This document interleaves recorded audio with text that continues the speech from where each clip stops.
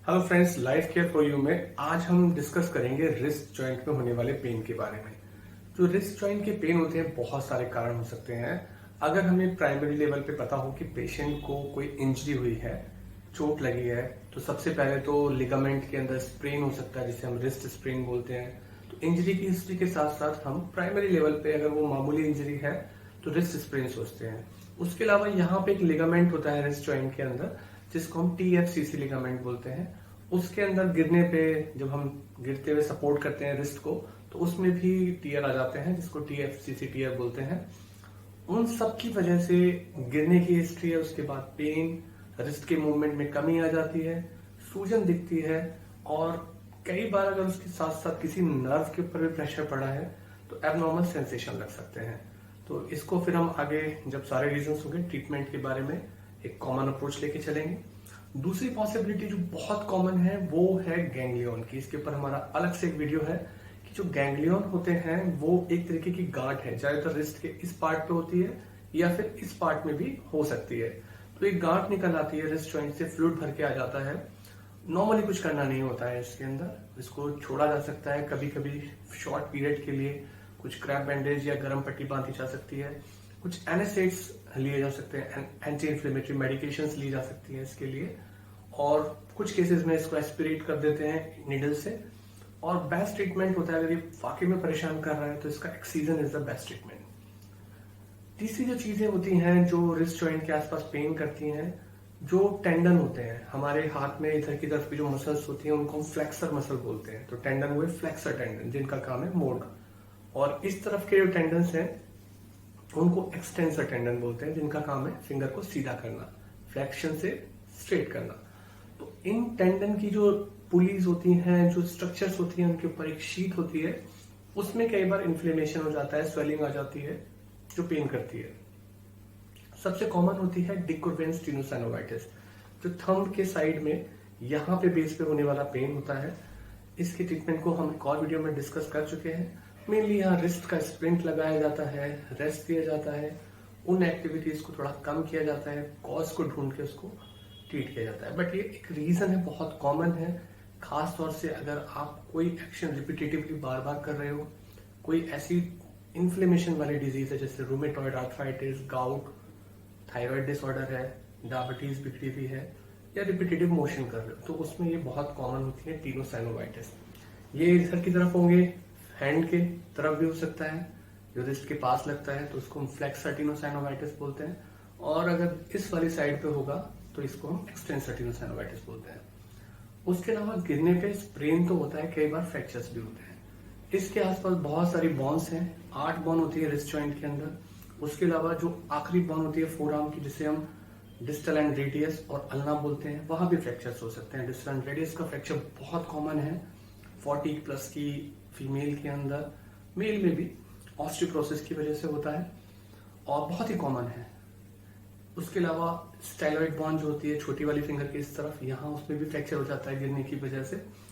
उनके fractures, scaphoid बॉन होती है जो कि यहाँ होती है, इस लोकेशन पे होती है, उसके अंदर भी कई बार फ्रैक्चर हो जाता है, बहुत ही कॉमन है। तो ये फ्रैक्चर के केसेस हो गए, गिरने की हिस्ट्री है। कई बार नर्व का कंप्रेशन भी होता है, जो इस तरफ यहाँ एक नर्व निकल के जाती है जिसको मीडियन नर्व बोलते हैं। तो वो एक तरीके से एक शीट के अंदर ऐसे पैक्ड होती है, बहुत सारे टेंडन भी जाते हैं। तो अगर उस पर दबाव पड़ता है तो वो हाथ में सुनपन, इन फिंगर्स के अंदर सुनपन, अंगूठे में, इन तीनों फिंगर्स के अंदर सुनपन लाती है, पेन करती है। रात, खासतौर से रात में बहुत ज्यादा होता है, क्योंकि जब आपका रिस्ट रात में सोते थोड़ा सा फ्लैक्स रह जाता है तो उस पर प्रेशर पड़ता है नर्व पे। उसके लिए हम NCV का टेस्ट होता है, नर्व कंडक्शन वेलोसिटी टेस्ट कराते हैं, जिससे पता लग जाता है, कंफर्म हो जाता है। उसके अलग अलग लेवल के ट्रीटमेंट होते हैं जो किसी और वीडियो में डिटेल में डिस्कस किया जा सकता है। आर्थराइटिस की बीमारी, आर्थराइटिस बेसिकली क्या है, जब एक जोड़ में 2 बॉन आपस में आके मिलती हैं, तो अगर वो स्मूथ है तो उनका मूवमेंट भी स्मूथ होगा। अगर किसी वजह से एक लेयर जो है वो घिस जाती है तो वो दूसरे को भी फ्रिक्शन से घिस देगी, तो उससे आर्थराइटिस का पेन होगा, अनइवन मूवमेंट होगा, एबनॉर्मल साउंड्स आएंगी और वो पेन करेगी। नॉर्मली ये एज बढ़ने पे इस तरीके के पेन होते हैं, खासतौर से अंगूठे के बेस में यहाँ पर CMC आर्थराइटिस होता है, जो रिस्ट जॉइंट का ही लगता है। और भी रिस्ट में आर्थराइटिस हो सकती है किसी पुराने फ्रैक्चर के बाद, अगर जॉइंट की सरफेस अनइवन हो गई है तब भी आर्थराइटिस लग सकती है, या किसी को गठिया पाई की बीमारी है, रूमेटॉइड आर्थराइटिस है, गाउट है, कोई इन्फेक्शन हुआ है पहले, तो ये सारे कारण जो है उस सरफेस को अनइवन करते हैं, जिससे हम ब्रॉडली आर्थराइटिस का पेन बोलते हैं। एक और नर्व जाती है, मीडियन नर्व के बारे में तो हमने पढ़ा ही था। इस तरफ अल्नर नर्व जाती है, जिसके प्रेशर को बोलते हैं हम क्यूबिटल टनल सिंड्रोम। तो उसमें जो पेन होता है वो इन फिंगर्स में होगा, छोटी वाली फिंगर में और आधी फिंगर इधर। तो ये अल्नर नर्व की न्यूरोपैथी है, पेन के साथ टिंगलिंग नमनेस होगा, और एनसीबी टेस्ट से पता लग जाता है, क्लिनिकल एग्जामिनेशन से पता लग जाता है, उसके अकॉर्डिंगली फिर हम इसे ट्रीट करते हैं।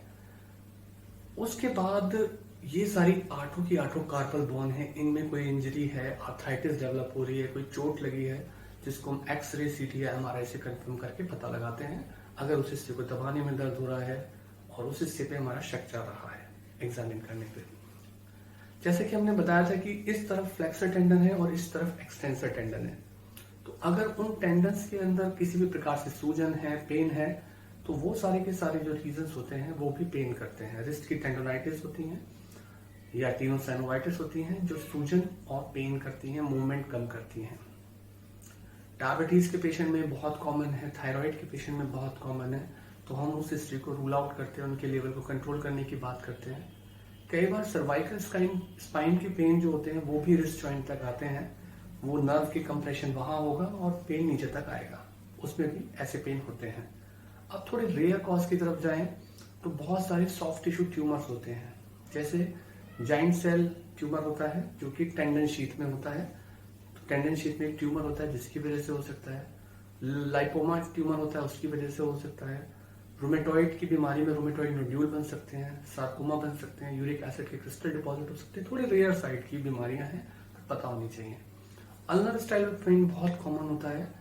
कई बार रिस्ट में ये दोनों बॉन जो होती हैं इनकी ऊंच नीच में फर्क आ जाता है। मतलब नॉर्मली ये वाली बॉन थोड़ी बड़ी होती है, ये छोटी होती है। तो अगर इन दोनों के डिफरेंट वेरिएशन हो जाए कि ये बड़ी हो जाए और ये छोटी किसी पुरानी इंजरी की वजह से या पैदाइशी रीजन की वजह से, तो वो भी पेन करते हैं। आप मोटे तौर पे ये सारे के सारे जो रिस्ट के पेन हैं, तो ज्यादातर केसेस में उस पार्ट को रेस्ट देने पे आराम मिलता है, इन्फ्लेमेशन कम होता है। सूजन है अगर किसी चोट की वजह से, तो आइस लगाने से स्वेलिंग कम होती है, पहले 48 घंटे में वो अच्छा काम करती है। कंप्रेशन बैंडेज, क्रैप बैंडेज बांधने पे भी आराम मिलता है। उसके अलावा एक स्प्रिंट दिया जा सकता है, रिस्ट का स्प्रिंट होता है, उसे बांधने से ये मूवमेंट रुक जाते हैं, पेन में आराम मिल जाता है। या फिर हम एनास्टेड्स या स्टेरॉइड की मेडिसिन, लोकल या इंजेक्टेबल, वो देते हैं। इन बीमारियों को हम जज कर रहे होते हैं तो हम एक्सरे की हेल्प लेते हैं, कई बार अल्ट्रासाउंड कराते हैं, कई बार जैसे नर्व की कंप्रेशन है तो एनसीबी कराते हैं।